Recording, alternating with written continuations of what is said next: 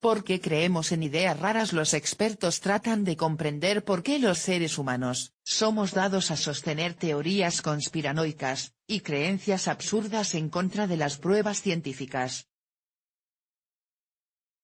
Dicen que todas las modas son cíclicas, y no solo en lo que vestimos. Después de atravesar una época oscura en la que incluso sus propios defensores, como la investigadora Wendy Connors, hablaban de la muerte de la ufología, algunos indicios sugieren que los ovnis vuelven a resurgir de sus cenizas. Según una encuesta de 2015, un 56% de los estadounidenses cree en ellos, lo que ha inducido a algunos analistas a afirmar que la ola ovni regresa con fuerza después de la resaca. Y sin embargo, no parece que hoy tengamos pruebas más sólidas que hace un decenio o dos, a pesar de que ahora existen más cámaras en manos de más gente que jamás en la historia de la humanidad. Si nos guiáramos meramente por la razón, deberíamos reconocer que el tiempo juega en contra de la existencia de los ovnis. Cuantas más décadas pasan sin que obtengamos una prueba definitiva, más probable es que todo sea sencillamente un fenómeno sociológico sin ningún fundamento real, o sea, una inmensa leyenda. Y sin embargo, no parece que esta forma de pensar convenza a muchos. Pero no se trata solo de los ovnis. Recientemente, más de un centenar de premios Nobel reprocharon a Greenpeace su oposición a los cultivos transgénicos, justo después de que un informe exhaustivo de 400 páginas firmado por más de 100 expertos, y recogiendo 900 estudios previos concluyera que estos alimentos no provocan ningún perjuicio y en cambio aportan múltiples beneficios.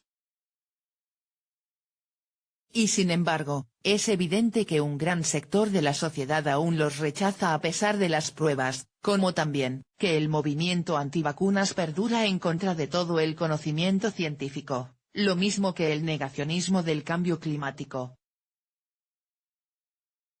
Tampoco se trata solo de ciencia, los principales expertos auguraban consecuencias negativas si Reino Unido abandonaba la Unión Europea. Y aún así una mayoría de los británicos votó a favor del Brexit. Ahora, muchos analistas vaticinan una hecatombe geopolítica si el candidato republicano a la presidencia de Estados Unidos Donald Trump llega a la Casa Blanca, pero es obvio que esta posibilidad no está ni mucho menos descartada. ¿Las razones de la sinrazón? ¿Cuál es la razón de toda esta sinrazón? ¿Por qué los seres humanos nos empeñamos en mantener ideas sin fundamento, potencialmente nocivas o sencillamente absurdas, en contra del conocimiento científico o de las recomendaciones de los verdaderos expertos? Este es el fenómeno que Andrés Pizer, profesor de comportamiento organizacional de la Cass Business School de la City University London, y Matt Salveson, profesor de administración de empresas de la Universidad de Lund, Suecia, abordan en su libro The Stupidity Paradox, la paradoja de la estupidez, Profile Books, 2016. Spitzer y Alveson quitan la razón a Forrest Gump, tonto no es el que hace tonterías. No somos estúpidos, pero ello no evita que caigamos fácilmente en la estupidez, a pesar de que nunca hemos tenido mayor volumen de información a nuestro alcance. Tampoco se trata de que los expertos hayan perdido credibilidad pública, las encuestas recogidas por los autores sitúan el nivel de confianza en los expertos de la academia y la industria en un 70%. La explicación estriba en cómo estamos hechos, lo mismo que nos hace inteligentes es lo que nos lleva a la estupidez. Nuestra mente no es una tabla rasa, sino que estamos sujetos a sesgos cognitivos. Según explica el español David G.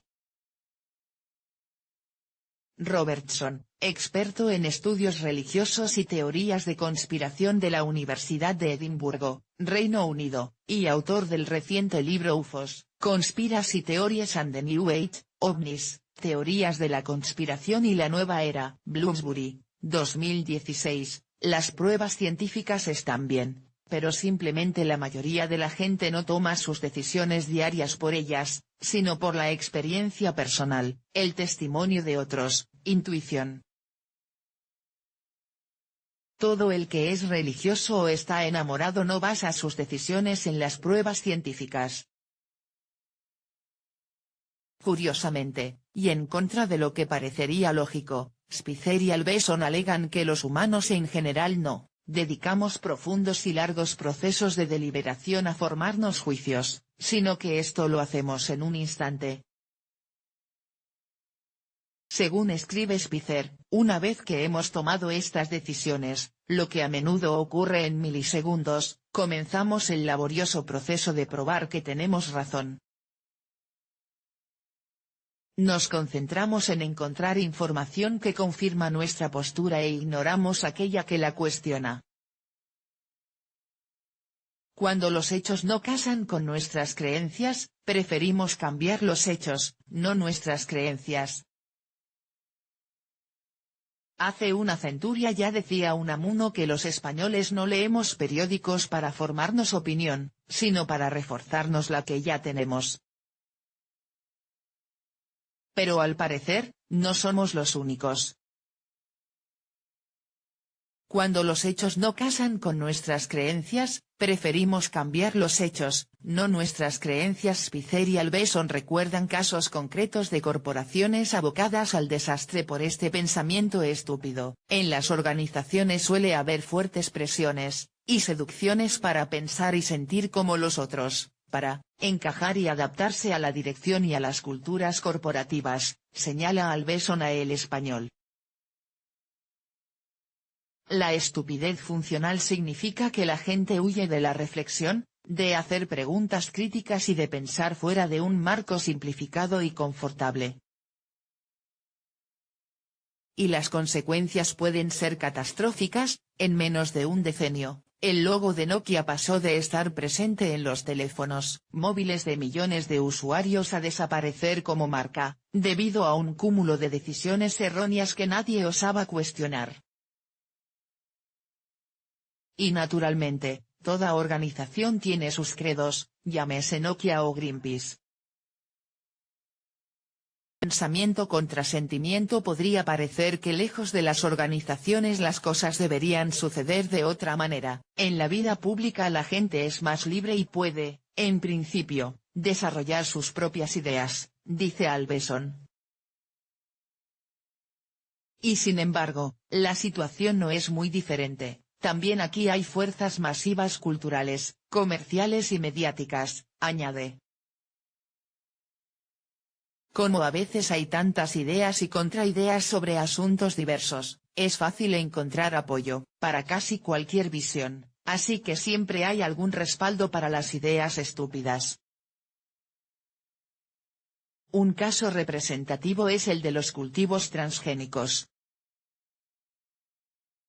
Quizá porque es uno de los ejemplos en que existe una disonancia más apabullante entre los hechos científicos y la opinión popular, abundan los estudios dedicados a explorar el porqué de este desajuste. Los científicos piensan y el público siente, titulaba un estudio de 2004 sobre la materia.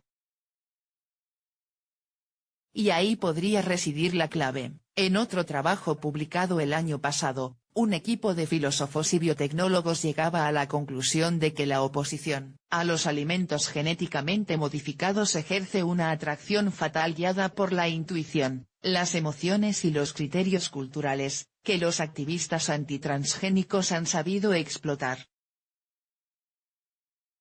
Todo lo cual tiene sentido sabiendo cómo funciona nuestro cerebro, según confirma a El Español el neurocientífico de la Universidad de Cardiff, Reino Unido, Dean Burnett, que recientemente ha publicado el libro de Idiot Brain, El cerebro idiota, W. Norton y Company, 2016. Burnett subraya que, por impresionante que nos parezca el cerebro, el pensamiento racional, la lógica y la deducción son novedades evolutivas que apenas acabamos de estrenar. Durante la mayor parte de nuestra historia, nuestro cerebro ha tenido que confiar en presunciones, intuiciones, corazonadas y anécdotas, y esta es una tendencia profundamente arraigada que llega hasta hoy. Es decir, que como especie racional, aún estamos en pañales. Además, el cerebro es muy obstinado, agrega Burnett, si ya tiene un modelo de cómo funciona el mundo, cualquier cosa que trate de cambiarlo supondrá una amenaza. Esto explica otra observación de Spitzer y Alveson, y es que aumentar el flujo de información no necesariamente logra el efecto deseado. Los autores advierten de que una campaña más intensa de los expertos puede crear un sentimiento de rechazo que intensifique la oposición. Cuanto más fuerte es el disparo, mayor puede ser el retroceso. Los autores citan como ejemplo el movimiento antivacunas, que ha salido fortalecido de las campañas destinadas a dejar en evidencia las falacias que predica. Y por supuesto, en casos como los transgénicos y las vacunas siempre subyace el elemento conspiranoico, la idea de que poderosos agentes globales tienen comprados a todos los científicos, periodistas y políticos para que hablen y actúen en su favor. En contra de lo que podríamos pensar, el fenómeno no es nuevo. Según cuenta el español el profesor emérito de Sociología de la Universidad de Rutgers, Estados Unidos, Ted Goertzel, parte del éxito de la Revolución Americana en el siglo XVIII se debió a la propagación de la falsa teoría de que los británicos pretendían esclavizar a los americanos y abolir la religión protestante. Por descontado, hoy las redes sociales son la incubadora perfecta para las conspiranoias más diversas. Pasión por la conspiración. Sobre el posible perfil del conspiranoico también se ha investigado y se ha escrito mucho, pero los resultados no parecen aún cerrar el caso. Para Goertzel, los aficionados a las teorías de la conspiración que no tienen un interés personal en ello, como, por ejemplo, un hijo con autismo, son personas inteligentes que disfrutan desmontando los razonamientos de otros.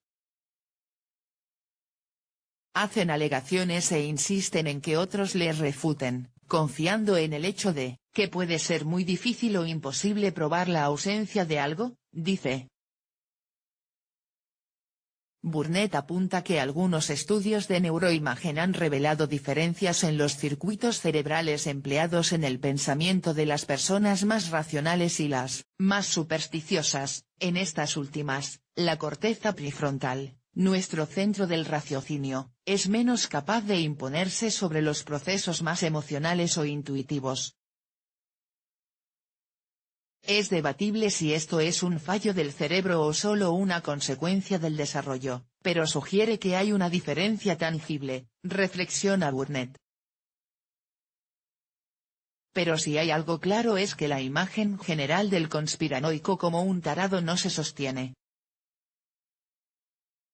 El neuropsicólogo Sebastián Dieguez, de la Universidad de Friburgo, Suiza, mostró el año pasado en un estudio que los conspiranoicos no suelen ser esos maniáticos que vinculan la caída de un meteorito en Malasia con la puesta en marcha de una línea de metro en Toronto. El trabajo de Dieguez probó que, para ellos, no todo está conectado. Y aunque otros estudios han asociado la conspiranoia con ciertos rasgos psicológicos, como el pesimismo o las tendencias paranoides, Dieguez recalca a El Español que debemos ser cuidadosos con las generalizaciones. Eso sí, añade, investigaciones recientes de otros grupos muestran un fuerte vínculo entre la creencia en teorías conspirativas y el rechazo de la ciencia. Ante todo este panorama, no parece fácil salir de nuestra infancia racional. Los expertos resaltan la importancia de la educación en el pensamiento crítico y reflexivo basado en las pruebas, no en las contradicciones del relato oficial, ya que estas, asegura Goertzel, a menudo son inevitables. La comunicación de los expertos también debe mejorar, aunque no sea la bala mágica. Pero Alveson agrega que el problema a veces está en los medios, que a menudo dan prioridad a pseudoeventos, por ejemplo, las convenciones políticas en Estados Unidos, mientras que los asuntos significativos a largo plazo no atraen tanta atención. ¿Y quién dice Estados Unidos? Dice España.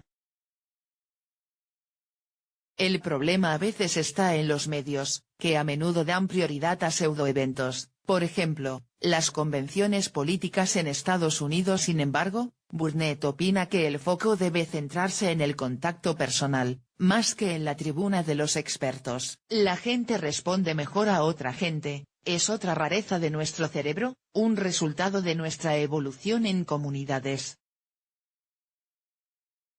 En cualquier caso, es un camino muy cuesta arriba, concluye.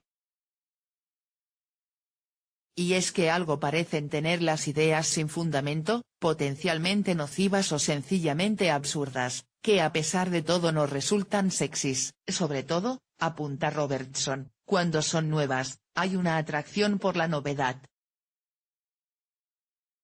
Y cita un ejemplo que pulveriza todos los récords del disparate, pero que está regresando con vigor en los foros conspiranoicos, la idea de que la Tierra, en realidad, es plana.